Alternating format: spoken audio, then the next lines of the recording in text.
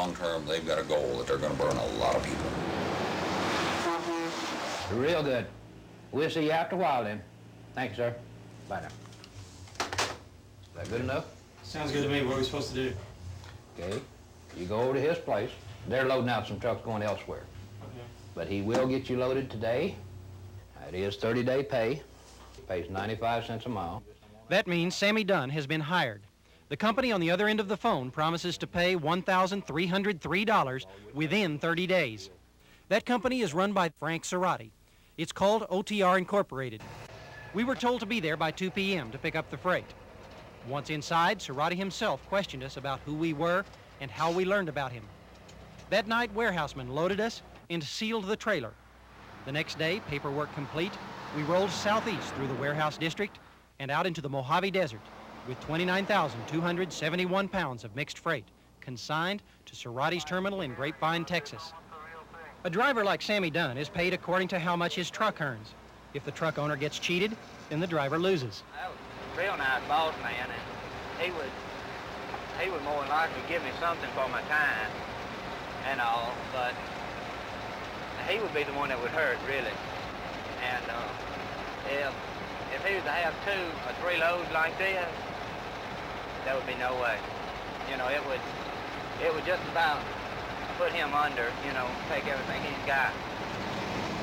Eastbound, you got one in front of you on your side, about 5 miles, handing out green stamps to a four-wheeler, okay? What do you think about when you're on these long hauls? Just everything. One I did yesterday, next week, 10 years ago. Just anything to pass the time away. Home? Yeah, I think a lot about home. That comes up every 5-10 minutes in your head, you know. What Sammy and every other driver won't talk about on camera are the endless hours. You know, in the world, you can make good kind of money and just run 70 hours a week.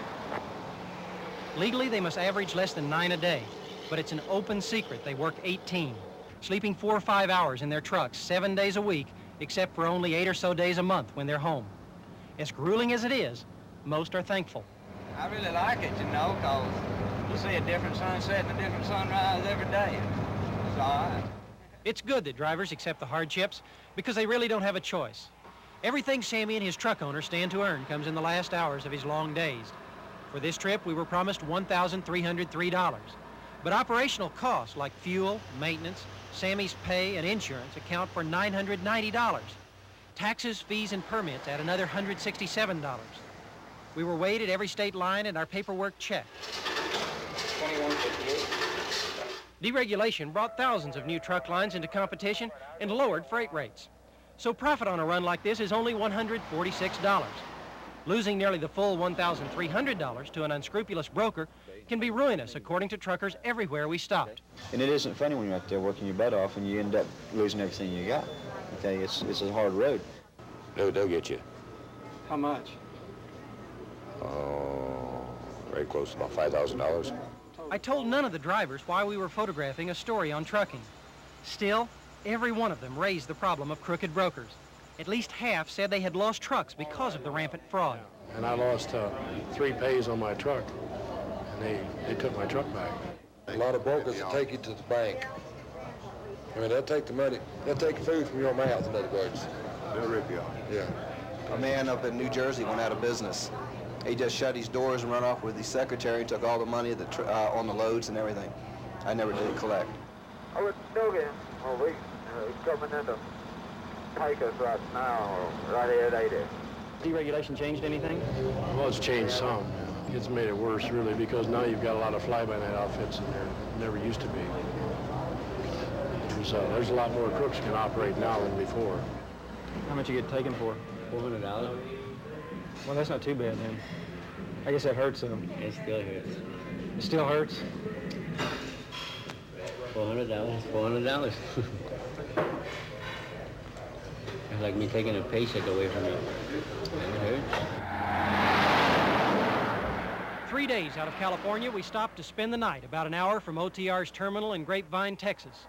We were supposed to be there at 6 the next morning, but we arrived early. While we waited to be unloaded, other drivers told us about their loads. They said OTR was contracting for hundreds of thousands of dollars in freight services a month.